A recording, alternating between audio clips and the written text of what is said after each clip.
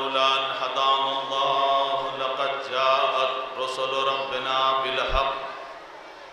أما بعد فقد قال الإمام الحسين عليه الصلاة والسلام إنما خرجت لطلب الإصلاح في أمة الجد صلوات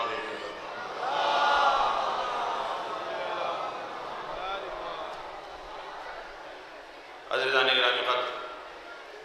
برادران ایمانی حاجی نصیب صاحب نے آپ سے گزارش کی کہ آپ بیٹھے رہیں میں آپ سے گزارش کرتا ہوں کہ جو ضرورت کے لیے اٹھنا چاہتا ہے وہ اٹھ کر ضرورت پوری کر لے اس لیے کہ ہمدردوں کا زیادہ امتحان لینا ہمدردی نہیں ہے اور یہ تو صرف اور صرف ذکر مولا ہے کہ صبح سے لے کر اب تک مسلسل اسی انداز سے موالیان اہل بیت پنڈال میں موجود ہیں اس میں نہ مجھے خوش ہونے کی ضرورت ہے اور نہ کسی مجھ سے ما قبل اور ما بعد آنے والے منبر پر ذاکر اور خطیب کو خوش فہم ہونے کی ضرورت ہے کہ وہ اس کو سننے کے لیے یا اس کی بات سننے کے لیے بیٹھے ہیں بلکہ یہ تو ذکر مولا ہے کہ جس کے سننے کے لیے آپ آمادہ ہیں ایک صلوات بھیجتے پر محمد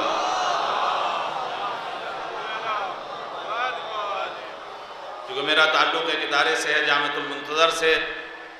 لہذا جو خطبہ اور ذاکرین ایام عزا کے بعد واپس آتے ہیں آپس میں تذکرے کرتے ہیں ہم فلاں جگہ عشرہ پڑھنے گئے تھے ہم فلاں جگہ مجلس پڑھنے گئے تھے ہم نے لوگوں سے اس طریقے سے داد لی کہ لوگوں نے کھڑے ہو کر داد دی تو میں ان سے یہ کہا کرتا ہوں کہ اگر آپ کو یہ خوش فہمی ہے کہ آپ نے ذکر کر کے داد لی تو آپ اپنے ابا کا قصیدہ پڑھ کے لوگوں سے نعرہ لگوا لیجئے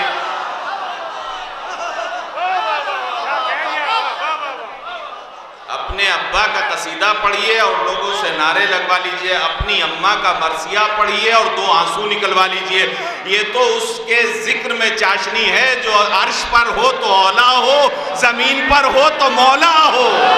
صلوات بر محمد وآل محمد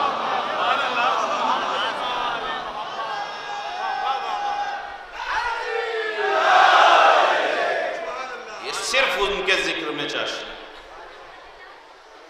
جو دور دور سے کھچ کر نجف ہند جوگی پورہ میں تشریف لاتے ہیں یہ شرف ہے اس در کا اور اسی در سے ایام ماہ شعبان دعا کریں کہ مولا اصل نجف کی جانے کا موقع فراہم ہو جب عیسائی کی جائے وہاں جا کر اور دوسری گزارش میں اپنے ساتھیوں سے یہ کیا کرتا ہوں کہ کبھی بھی منبر سے اوپر پہنچ کر یہ کوشش نہ کریں اور یہ نہ سوچیں کہ ہم الگ کی کوئی چیز ہیں ہم آپ ہی میں سے ایک فرد ہیں آپ ہی کے چھوٹے بھائی ہیں میں اپنے لیے یہ ہمیشہ تصور کرتا ہوں اور اس میں بھی مولا ہی کا کرم ہے کہ یہ جو 2 زینے میں آپ سے اوپر بیٹھا ہوں یہ صرف انہی کے ذکر کی وجہ ہے ورنہ آپ یہ دیکھیے کہ اگر یہ میرا مقام ہوتا یہ میری کرسی ہوتی میری پوسٹ ہوتی ہر آدمی کا ایک مقام ہوتا ہے ایک پوسٹ ہوتی ہے ایک کرسی ہوتی ہے میں جامعۃ المنتظر کا پرنسپل ہوں میں وہاں موجود ہوں تب اور موجود نہ ہوں تب میری کرسی اپنی جگہ پر موجود ہے لاکھ ٹیچر ہو لیکن وہ کوشش نہیں کرتا میری کرسی پر بیٹھنے کے لیے ہر آفیسر کی ایک کرسی ہے ہر شخص کا ایک مقام ہے بڑے ابا کی جگہ چوپال پر چارپائی پر بیٹھنے کی اپنی جگہ پر ہے بیٹا چاہے جتنا بڑا بن جائے بڑے ابا کی جگہ پر نہیں بیٹھ پاتا ہے کیوں اس کے لیے کہ ان کی مخصوص جگہ ہے اگر کوئی یہ سمجھے یا میں یہ سمجھوں کہ یہ منبر میری میراث ہے میری جگہ ہے تو سچ بتائیے جب میں آیا تو میں کہاں بیٹھا تھا جب میں یہاں آیا تو میں کہاں بیٹھا تھا ظاہر سی بات ہے میں نیچے بیٹھا اور ذاکر اول منبر پر بیٹھا تھا یہ اعلان ہو رہا تھا بلندی اسے ملے گی جو علی کا ذکر کرے گا صلوات بر محمد وآل محمد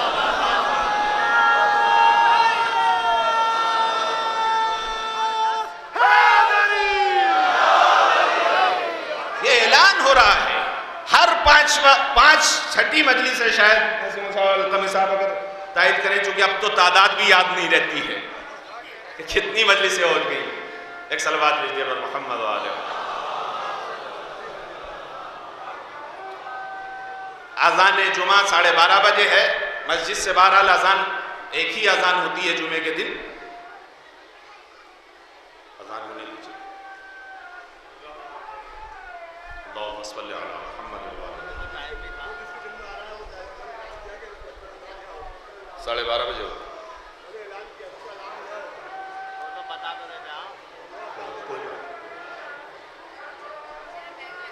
اللہم صلی علی محمد.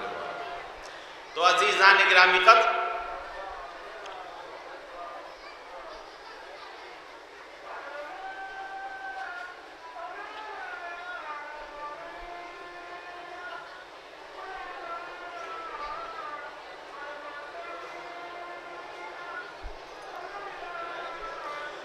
تو میں یہ عرض کر رہا تھا، یہ اسی ذکر کا طفیل ہے. یہ جو اذانیں ہیں، یہ جو نماز ہے، یہ اسی در کا طفیل ہے. حقیقت یہ ہے کہ اگر نبی کریم نے یہ نہ پہچنوایا ہوتا، علی ولی نے یہ نہ پہچنوایا ہوتا، ائمہ معصومین نے نہ پہچنوایا ہوتا،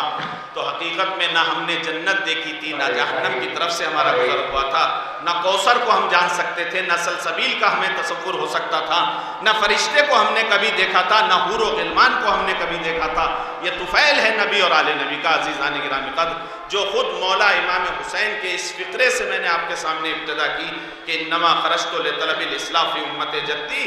میں جو خروج کر رہا ہوں، میں جو قیام کر رہا ہوں، اپنے نانا کی امت کی اصلاح کے لیے کر رہا ہوں. عزیزان گرامی قدر، ابھی خطبے سے میں آپ کے سامنے چند گزارشات کروں گا. بس عزیزان گرامی قدر، یہ آج اگر آذان آواز باقی ہے تو حقیقت میں طفیل ہے کربلا کا اور نواسہ رسول کا. اس لیے کہ وہ نواسہ جس نے اپنی آنکھوں سے اپنے نانا کی آغوش میں رہتے ہوئے دیکھا تھا کہ نانا نے کتنی مشکلوں سے اس دین کو لوگوں تک پہنچایا ہے، جس نے اپنے بابا کے ضربت لگتی ہوئی دیکھی تھی، جس نے اپنی ماں کے پہلو پر دروازہ گرتا ہوا دیکھا تھا، جس نے اپنے بھائی حسن مجتبیٰ کے جگر کے 72 ٹکڑے دیکھے تھے، وہ اس طریقے سے اس اسلام کو بچانے کے لیے ایک آمادہ سفر ہوتا ہے کہ 28 رجب جو ابھی ماہ شعبان سے پیوستہ مہینہ تھا، جب 28 رجب تاریخ آتی ہے تو امام حسین ایک قافلہ تیار کرتے ہیں جو بہت مختصر سا قافلہ تھا. آپ اس قافلے سے یقیناً یہ سمجھ گئے ہوں گے کہ میں کربلا کی طرف آپ کے ذہن کو لے کر آ رہا ہوں. اس قافلے کا مقصد یہ تھا کہ نانا کے دین کو جو لوگ مٹانا چاہتے ہیں اس کو میں آبیاری کر کے خون سے سینچ کر دوبارہ جوانی عطا کر دوں. سارا قافلہ مرتب ہو گیا، لیکن جناب امام حسین جناب صغرا کو ساتھ نہیں لے جانا چاہتے. میری ماں اور بہنیں بیٹھی ہیں، جیسی اس بیمار بیٹی کا نام آتا ہے ہر دل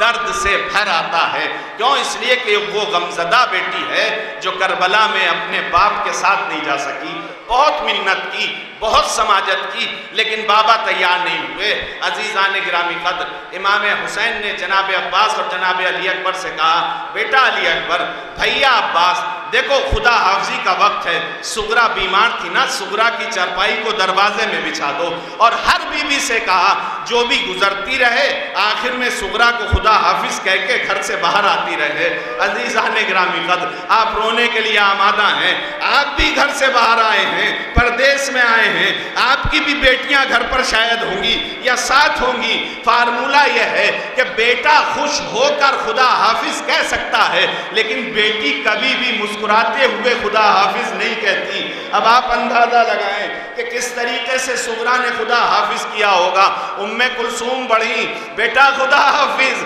صغرا نے آنسو بھر کر پھوپھی کو خدا حافظ کیا.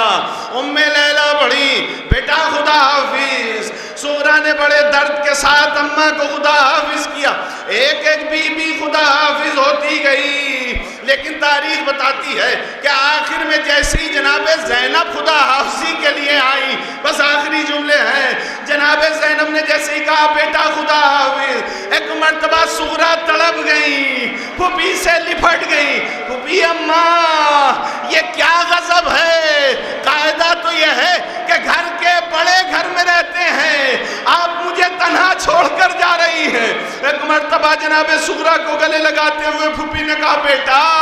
ہم جلدی واپس آئیں گے، تمہارا بابا جلدی واپس آئے گا۔ صغرا تڑپ گئی، پھوپھی اماں آپ کیا یہ سمجھتی ہیں کہ مجھے یہ نہیں پتا کہ اب میرا بابا واپس نہیں آئے گا؟ شہزادی نے کہا بیٹا تمہیں یہ کیسے پتا کہ تمہارا بابا واپس نہیں آئے گا؟ کہا پھوپھی اماں میں بیمار ہوں، بیماروں کو راتوں کو نیند نہیں آیا کرتی ہے، رات کا آدھا حصہ گزرا میں بستر پر کرمٹے لے رہی تھی کہ چھت کے اوپر سے بالا خانے سے کسی بی بی کے رونے کی آواز آ رہی تھی، حسین حسین۔ پھوپھی اماں دیوار کے سہارے سے میں چھت پر پہنچی، میں نے دیکھا ایک بی بی بالوں کو پریشان کیے رو رہی ہے، میں نے دعائی دی بی بی میرے بابا کا سفر درپیش ہے، سفر سے پہلے بدشگونی نہیں کیا کرتے۔ ایک مرتبہ دادی نے بالوں کو ہٹایا، صغرا تو نے نہ پہچانا، میں تیری دادی فاطمہ، میرا حسین کربلا جا رہا ہے، اب واپس نہیں آئے گا۔ الہی بحق الزہرا و ابیہا و بالہا